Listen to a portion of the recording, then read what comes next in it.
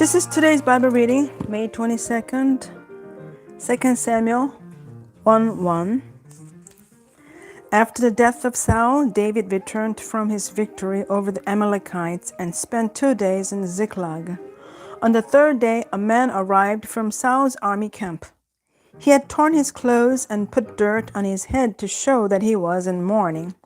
He fell to the ground before David in deep respect. "Where have you come from?" David asked. "I escaped from the Israelite camp," the man replied. "What happened?" David demanded. "Tell me how the battle went." The man replied, "Our entire army fled from the battle. Many of the men are dead, and Saul and his son Jonathan are also dead." "How do you know Saul and Jonathan are dead?" David demanded of the young man. The man answered, "I happened to be on Mount Gilboa, and there was Saul leaning on his spear with the enemy chariots and charioteers closing in on him. When he turned and saw me, he cried out for me to come to him. 'How can I help?' I asked him. He responded, 'Who are you?' 'I'm an Amalekite,' I told him. Then he begged me, 'Come over here and put me out of my misery, for I'm in terrible pain and want to die.' So I killed him," the Amalekite told David, "for I knew he couldn't live. Then I took his crown and his armband, and I have brought them here to you, my lord." David and his men tore their clothes in sorrow when they heard the news. They mourned and wept and fasted all day for Saul and his son Jonathan, and for the Lord's army and the nation of Israel, because they had died by the sword that day. Then David said to the young man who had brought the news, "Where are you from?" And replied, "I'm a foreigner, an Amalekite who lives in your land." "Why were you not afraid to kill the Lord's anointed one?" David asked. Then David said to the one of his men, "Kill him." So the man thrust his sword into the Amalekite and killed him. "You have condemned yourself," David said, "for you yourself confessed that you killed the Lord's anointed one." Then David composed a funeral song for Saul and Jonathan, and he commanded that it be taught to the people of Judah. It is known as the Song of the Bow, and it is recorded in the book of Yashar. "Your pride and joy, O Israel, lies dead on the hills. Oh, how the mighty heroes have fallen. Don't announce the news in Gath. Don't proclaim it in the streets of Ashkelon, or the daughters of the Philistines will rejoice, and the pagans will laugh in triumph. O mountains of Gilboa, let there be no dew or rain upon you, nor fruitful fields producing offerings of grain. For there the shields of the mighty heroes was defiled. The shield of Saul will no longer be anointed with oil. The bow of Jonathan was powerful, and the sword of Saul did its mighty work. They shed the blood of their enemies and pierced the bodies of mighty heroes. How beloved and gracious were Saul and Jonathan. They were together in life and in death. They were swifter than eagles, stronger than lions. All women of Israel, weep for Saul, for he dressed you in luxurious scarlet clothing, in garments decorated with gold. Oh, how the mighty heroes have fallen in battle. Jonathan lies dead on the hills. How I weep for you, my brother Jonathan. Oh, how much I loved you, and your love for me was deep, deeper than the love of women. Oh, how the mighty heroes have fallen. Stripped of their weapons, they lie dead." After this, David asked the Lord, "Should I move back to one of the towns of Judah?" "Yes," the Lord replied. Then David asked, "Which town should I go to?" "To Hebron," the Lord answered. David's 2 wives were Ahinoam from Jezreel and Abigail, the widow of Nabal from Carmel. So David and his wives and his men and their families all moved to Judah, and they settled in the villages near Hebron. Then the men of Judah came to David and anointed him king over the people of Judah. When David heard that the men of Jabesh Gilead had buried Saul, he sent them this message: "May the Lord bless you for being so loyal to your master Saul and giving him a decent burial.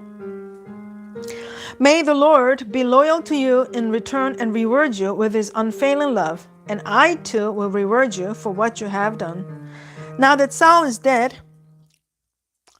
I ask you to be a strong and loyal subjects like the people of Judah who have anointed me as their new king. But Abner, son of Ner, the commander of Saul's army, had already gone to Mahanaim with Saul's son Ishbosheth. There he proclaimed Ishbosheth king over Gilead, Jezreel, Ephraim, Benjamin, the land of the Asherites, and all the rest of Israel. Ishbosheth, Saul's son, was 40 years old when he became king, and he ruled from Mahanaim for 2 years. Meanwhile, the people of Judah remained loyal to David. David made Hebron his capital, and he ruled as king of Judah for 7.5 years.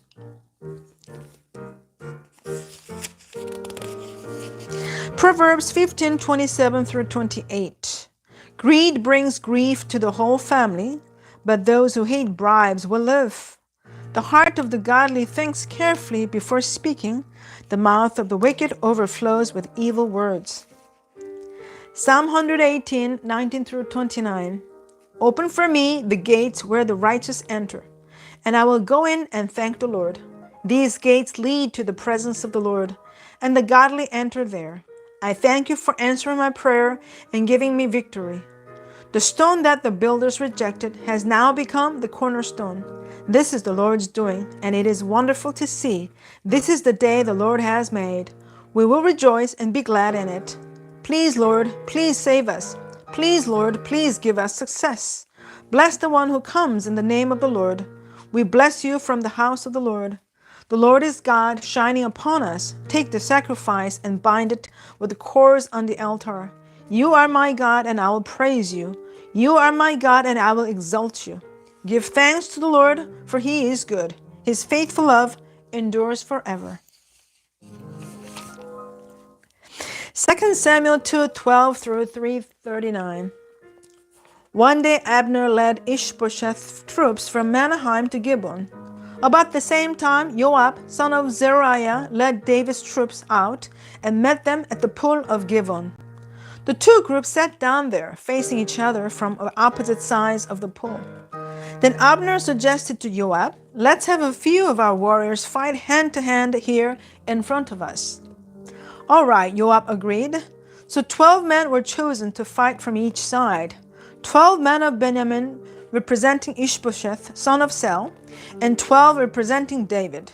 Each one grabbed his opponent by the hair and thrust his sword into the other side so that all of them died. So this place at Gibeon has been known ever since as the Field of Swords. A fierce battle followed that day, and Abner and the men of Israel were defeated by the forces of David. Joab, Abishai, and Asahel, the 3 sons of Zeruiah, were among David's forces that day. Asahel could run like a gazelle, and he began chasing Abner. He pursued him relentlessly, not stopping for anything. When Abner looked back and saw him coming, he called out, "Is that you, Asahel?" "Yes, it is," he replied. "Go fight someone else," Abner warned. "Take on one of the younger men and strip him of his weapons." But Asahel kept right on chasing Abner. Again, Abner shouted to him, "Get away from here. I don't want to kill you. How could I ever face your brother Joab again?" But Asahel refused to turn back, so Abner thrust the butt end of his spear through Asahel's stomach, and the spear came out through his back. He stumbled to the ground and died there. And everyone who came by that spot stopped and stood still when they saw Asahel lying there. When Joab and Abishai found out what had happened, they set out after Abner. The sun was just going down as they arrived at the hill of Ammah near Giah, along the road to the wilderness of Gibeon. Abner's troops from the tribe of Benjamin regrouped there at the top of the hill to take a stand. Abner shouted down to Joab, "Must we always be killing each other? Don't you realize that bitterness is the only result? When will you call off your men from chasing their Israelite brothers?" Then Joab said, "God only knows what would have happened if you hadn't spoken, for we would have chased you all night if necessary." So Joab blew the ram's horn, and his men stopped chasing the troops of Israel. All that night, Abner and his men repeated through the Jordan Valley. They crossed the Jordan River, traveling all through the morning, and didn't stop until they arrived at Mahanaim. Meanwhile, Joab and his men also returned home. When Joab counted his casualties, he discovered that only 19 men were missing in addition to Asahel. But 360 of Abner's men had been killed, all from the tribe of Benjamin. Joab and his men took Asahel's body to Bethlehem and buried him there in his father's tomb. Then they traveled all night and reached Hebron to daybreak. That was the beginning of a long war between those who were loyal to Saul and those loyal to David. As time passed, David became stronger and stronger, while Saul's dynasty became weaker and weaker. These are the sons who were born to David in Hebron. The oldest was Amnon, whose mother was Ahinoam from Jezreel. The second was Daniel, whose mother was Abigail, the widow of Nabal from Carmel. The third was Absalom, whose mother was Maacah, the daughter of Talmai, king of Geshur. The fourth was Adoniah, whose mother was Haggith. The fifth was Shephatiah, whose mother was Abital. The sixth was Ithream, whose mother was Eglah, David's wife. These sons were all born to David in Hebron. As the war between the house of Saul and the house of David went on, Abner became a powerful leader among those loyal to Saul. One day, Ishbosheth, Saul's son, accused Abner of sleeping with one of his father's concubines, a woman named Rizpah, daughter of Aiah. Abner was furious. "Am I some Judean dog to be kicked around like this?" he shouted. "After all I have done for your father Saul and his family and friends, by not handing you over to David, is this my reward, that you find fault with me about this woman? May God strike me and even kill me if I don't do everything I can to help David get what the Lord has promised him. I am going to take Saul's kingdom and give it to David. I'll establish the throne of David over Israel as well as Judah, all the way from Dan in the north to Beersheba in the south." Ishbosheth didn't dare say another word because he was afraid of what Abner might do. Then Abner sent messengers to David, saying, Doesn't the entire land belong to you? Make a solemn pact with me, and I will help turn over all of Israel to you. "All right," David replied, "but I will not negotiate with you unless you bring back my wife Michal, Saul's daughter, when you come." David then sent this message to Ishbosheth, Saul's son, "Give me back my wife Michal, for I bought her with the lives of 100 Philistines." So Ishbosheth took Michal away from her husband Pelti, son of Laish. Pelti followed along behind her as far as Bahurim, weeping as he went.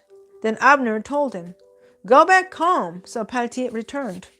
Meanwhile, Abner had consulted with the elders of Israel. For some time now he told them, "You have wanted to make David your king. Now is the time. For the Lord has said, I've chosen David to save my people Israel from the hands of the Philistines and from all their other enemies." Abner also spoke with the man of Benjamin. Then he went to Hebron to tell David that all the people of Israel and Benjamin had agreed to support him. When Abner and 20 of his men came to Hebron, David entertained them with a great feast. Then Abner said to David, "Let me go and call an assembly of all Israel to support my lord the king. They will make a covenant with you to make you their king, and you will rule over everything your heart desires." So David sent Abner safely on his way. But just after David had sent Abner away in safety, Joab, the son of David's troops, returned from a raid, bringing much plunder with them. When Joab arrived, he was told that Abner had just been there visiting the king and had been sent away in safety. Joab rushed to the king and demanded, "What have you done? What do you mean by letting Abner get away? You know perfectly well that he came to spy on you and find out everything you're doing." Joab then left David and sent messengers to catch up with Abner, asking him to return. They found him at the well of Sirah and brought him back, though David knew nothing about it. When Abner arrived back in Hebron, Joab took him aside at the gateway as if to speak with him privately. But then he stabbed Abner in the stomach and killed him in revenge for killing his brother Asahel. When David heard about it, he declared, I'll vow by the Lord that I and my kingdom are forever innocent of this crime against Abner, son of Ner. Joab and his family are the guilty ones. May the family of Joab be cursed in every generation with a man who has open sores or leprosy, or who walks on crutches, or dies by the sword, or begs for food. So Joab and his brother Abishai killed Abner because Abner had killed their brother Asahel at the battle of Gibeon. Then David said to Joab and all those who were with him, "Tear your clothes and put on burlap. Mourn for Abner." And King David himself walked behind the procession to the grave. They buried Abner in Hebron, and the king and all the people wept at his graveside. Then the king sang this funeral song for Abner. "Should Abner have died as fools die? Your hands were not bound, your feet were not chained. No, you were murdered, the victim of a wicked plot." All the people wept again for Abner. David had refused to eat anything on the day of the funeral, and now everyone begged him to eat. But David had made a vow, saying, "May God strike me and even kill me if I eat anything before sundown." This pleased the people very much. In fact, everything the king did pleased them. So everyone in Judah and all Israel understood that David was not responsible for Abner's murder. Then King David said to his officials, "Don't you realize that a great commander has fallen today in Israel? And even though I am the anointed king, these two sons of Zeruiah, Joab and Abishai, are too strong for me to control. So may the Lord repay these evil men for their evil deeds."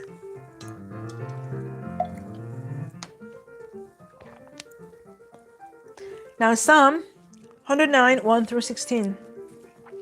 Joyful are people of integrity who follow the instructions of the Lord. Joyful are those who obey his laws and search for him with all their hearts. They do not compromise with evil, and they walk only in his paths. You have charged us to keep your commandments carefully. Oh, that my actions would consistently reflect your decrees. Then I will not be ashamed when I compare my life with your commands. As I learn your righteous regulations, I will thank you by living as I should. I'll obey your decrees. Please don't give up on me. How can a young person stay pure? By obeying your word. I've tried hard to find you. Don't let me wander from your commands. I've hidden your word in my heart, that I might not sin against you. I praise you, O Lord. Teach me your decrees. I've recited aloud all the regulations you have given us. I've rejoiced in your laws as much as in riches. I'll study your commandments and reflect on your ways. I'll delight in your decrees and not forget your word. Finally, Proverbs 15:29 through 30. The Lord is far from the wicked, but he hears the prayers of the righteous. A cheerful look brings joy to the heart. Good news makes for good health. Amen. This is the end of the Bible reading today. Thanks for joining me. Have a great day. God bless you, and see you tomorrow.